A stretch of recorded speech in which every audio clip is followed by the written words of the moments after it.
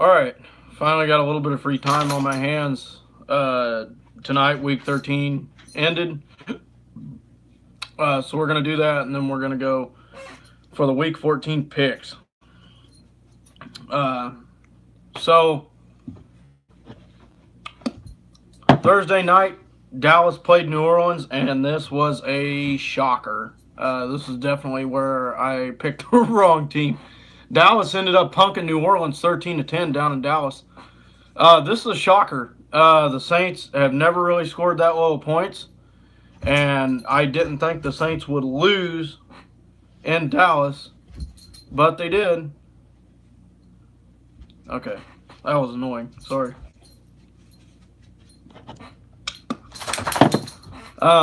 New Orleans got a fumble. Dak Prescott fumbled it twice. Dallas's defense definitely won that football game. No question about it. Had nothing to do with Dak Prescott, man. It was all their defense. That shakes things up completely. So that was that game, and then we moved on into Sunday. Baltimore beat Atlanta 26-16. The reason why this is an important thing is because we got Baltimore next week at Arrowhead. Now, the thing about Baltimore is Lamar Jackson has amazing footwork. He's like a running back that can pass. He's tall. He's not necessarily big. We have had an absolutely atrocious time trying to tackle people this season. It's been ridiculous. Yeah, my dog's playing with his ball. Anyways, it's been a horrible season for guys trying to tackle. I'm talking about guys that are trying to arm tackle people 3 yards in the backfield, and they end up busting it open for like a 12-yard run. That has to change. Eric Berry's going to be back this week. He was supposed to be back for Oakland, but the IR list, the league had to hold him on the IR list for another week. Ridiculous. Gonna reconnect, maybe. Okay, I've never really had that problem before, but apparently I had to reconnect. Whatever. Anyways, yeah, their defense causes turnovers, and Lamar Jackson has amazing footwork, and he can throw. Tight ends have been eating us up here lately. I'm a firm believer if Eric Berry was in the game, those tight ends wouldn't be doing that, especially on man coverage, because he would be on man coverage on the tight end. And guess what? Their tight ends are pretty decent. Our defense needs to cause turnovers like they did last time, and they need to tackle. Tackle. You are on defense to tackle. We got up 33-16 at the beginning of the fourth, and they went and drove and scored almost every drive in the fourth quarter, if not every drive in the fourth quarter, because nobody could tackle. I don't know how many third downs and second downs we had where it was like second and long, third and long, and we had him dead to rights, 3 yards in the backfield, and he breaks 2 tackles to take it 14 yards.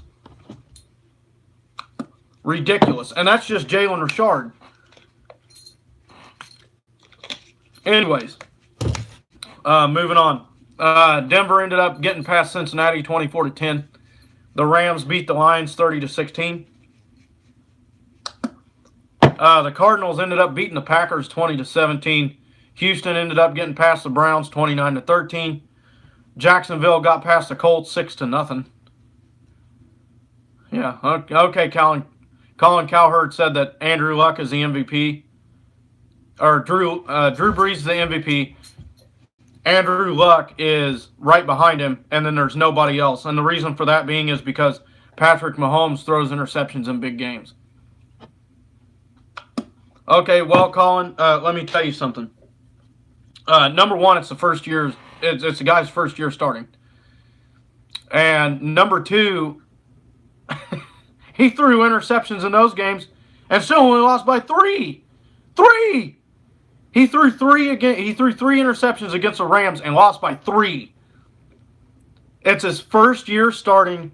He's learning. He lost by 3 and he threw 3 interceptions. He lost by 3 in New England and threw 2.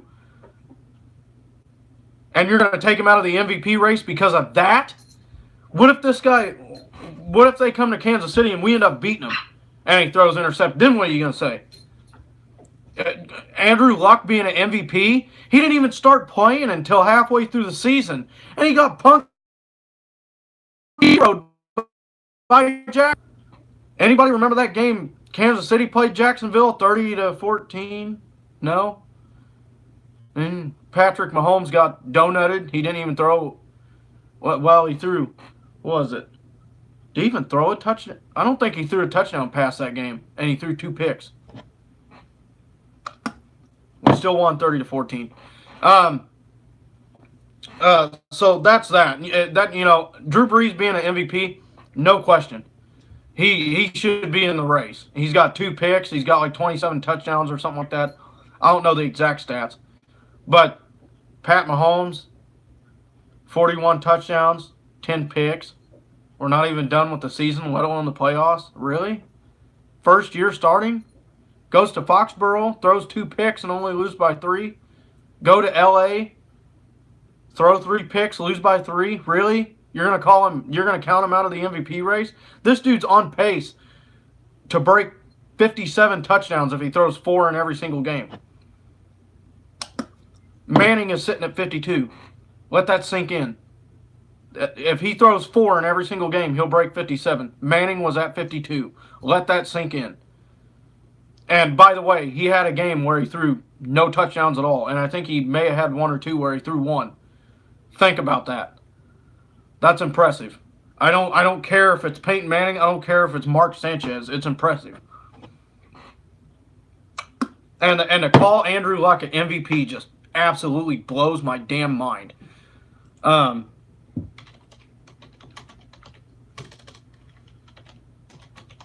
Especially when he loses games like that. 6-0 to the Jaguars, who have been getting beat by everybody and their mom. So let's see his season stats. Oh my God, Colin. Really? You put this guy at second place? I haven't even looked at his yardage is decent. His percentage is okay. 67.9, his percentage is decent. 3,360 yards. 32 touchdowns and 12 picks. Pat has 10. And you're going to say Pat's throwing too many picks? Please tell me. Please tell me. Who have the Colts played besides the Patriots in which they lost by 10? And yes, Andrew Luck threw picks in that game. He threw 2 of them to be exact. 2 of them to be exact. Interesting. So, Patrick Mahomes throws 2 picks against New England, and I think it was 4 touchdowns or 5 touchdowns. Andrew Luck threw 3 in that game. In Foxborough, they lose by 3. Patrick Mahomes gets crucified out of the MVP race because he threw picks that game. But you put Andrew Luck at second, who has 2 more picks than him, 9 less touchdowns, and he goes to Foxborough, throws 2 picks. I think he even had a fumble, and he only throws 3 touchdowns. They lose by 10, and he's in the MVP race. Bullshit. I'm not even gonna condone for that one. I mean, there's some things that he said that I agree with this year, but that's preposterous. That's stupid. That is stupid. That's dumb for you to even say.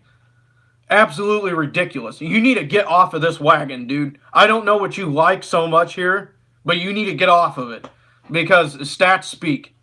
And this dude does not belong anywhere near the Jared Goff belongs closer to the MVP race than this guy. Which, by the way, let's just look at that. Jared Goff. 66.4 on the completion percentage, 3,754 yards, 27 touchdowns, 7 interceptions. QBR of 109.9. Jared Goff definitely belongs there a hell of a lot more than Andrew Luck. I don't know why he kisses Andrew Luck's ass, but he does. So that's the end of that. That's all I'm saying about that. And I'm not saying that Jared Goff is a bad quarterback. I'm just saying he's lacking in the MVP race. Anyways, where do we leave off? Okay, Buffalo got beat by Miami 21-17. The Giants got past Chicago in overtime 30-17. I don't know what's wrong with Mitchell Trubisky. Chase Daniels is playing decent. He's just not being Mitchell Trubisky. I think a friend of mine said that it was a pinky or something like that, or bruised ribs or something. Tampa Bay punked Carolina 24-17. Carolina's on like a 5-game lose streak. It's glorious. Kansas City got out of Oakland 40-33. They play as tough at Oakland. Hoping for a blowout, but they do. They play as tough at Oakland. We was blowing them out at one point, and then they came back. The Titans ended up beating the Jets 26-22. Titans came back on that.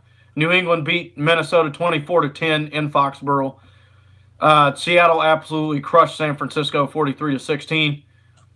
On Sunday night, Los Angeles Chargers came back and beat Pittsburgh 33-30, so that didn't help us. And then tonight, Philadelphia beat Washington 28-13. Colt McCoy also snapped his leg, so he's down for the season. And this puts Mark Sanchez in, and he obviously could not get the job done. Oh, okay, so it's been a long video already. What does this say? I might as well just do this now for like a playoff picture. So I picked Denver to beat Cincinnati, which they did, and I picked Pittsburgh to come out over the top of the Chargers, which they did not. So what this means it takes the Steelers down to the 4th seed at 7-4-1, and it puts the Chargers at the 5th seed at 9-3. How does this work? Don't even ask me. Don't even ask me. I don't know why in the hell the Chargers are still at the 5th seed, but they are. It blows my mind. I don't know why Pittsburgh is still at the 4th seed. I really don't. But that's what they have. The Patriots are now in the 2nd seed, where the Steelers were, and they are currently ranked a seed higher than the team that just beat them, and they got a better record. Actually, no, I know how this works now. My mind just went blank for a second. The Chargers are a wild card team because Kansas City is technically winning the division, and they have a higher seed. So that's why they are so low, even if they did beat the Steelers. The Steelers are leading their division. That's why they have the seed that they do. So here's what it looks like right now. Kansas City still in the 1st seed. Patriots are right behind us in the 2nd seed. We literally cannot have the same record as them. They hold the tiebreaker. Now, if they lose to Pittsburgh, we beat Pittsburgh. They have the tiebreaker over us, but we have the tiebreaker in the Pittsburgh game. But if they lose a game, they'll be 2 games under us. So that'll put them in a hole massively if they lose to Pittsburgh. So root for Pittsburgh. It's going to be played in Pittsburgh. It would really be nice if Pittsburgh can knock them off. But that would also catapult the Texans into the 2nd seed.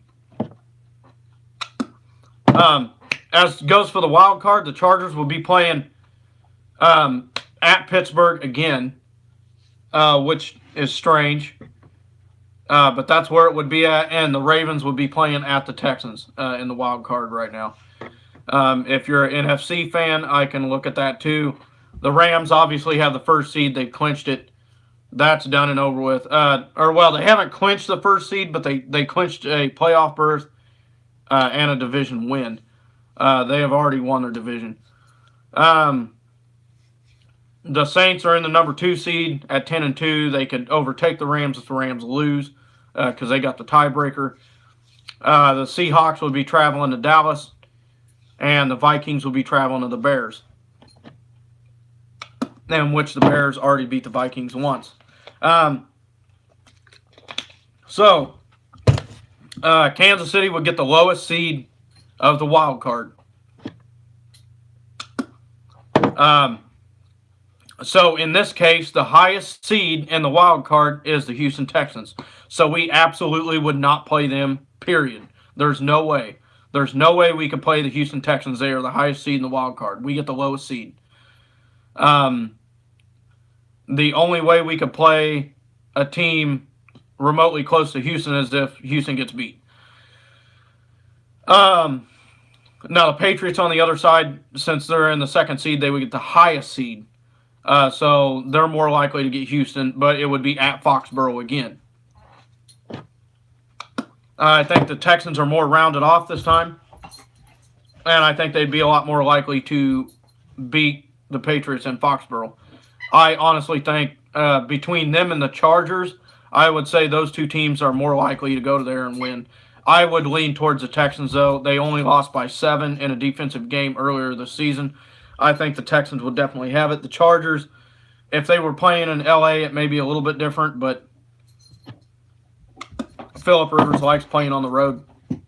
The reason that Steelers game is so important, get it, dog, is because if the Steelers beat the Patriots, it knocks them out of that second seed and puts the Texans up there, and that would force the Patriots to. It would force them to literally go to all these different places to win, and it would all be on the road. And they're 2-7 in the playoffs on the road, the Belichick-Brady era, or at least I was told. Now, in that case, if the Steelers did beat them, oh man, that would shake things up. It depends on how many 9-4 teams are in there, or how many teams in there have the same loss that they do, what seed they take. In that case, if they're anything below a 3 seed, we could possibly get them. They would have to be the lowest seed, so they'd have to knock off a higher seed. But we could possibly get them that way. But if they turn out to be the 3 seed, we absolutely wouldn't see them unless we both made it to the AFC Championship. In that case, that would be the best case scenario for Kansas City. Even on the road, man, you want to avoid the Patriots at all costs until you absolutely have to play them, until you're battle ready. And to be completely honest with you, nobody is ready for the Patriots in the playoffs, even on the road. So that's what I'm hoping for. I'm hoping the Steelers will knock them off, get them out of that 2 seed. The Texans will move up because they got an easier schedule than everybody else. And Houston goes into that 2nd seed. Patriots take the 3 seed. We won't have to mess with them. We'll take whoever's left. Hopefully that's how it turns out. All right, so I'm going to get off of this, and I'm going to go to the Week 14 picks.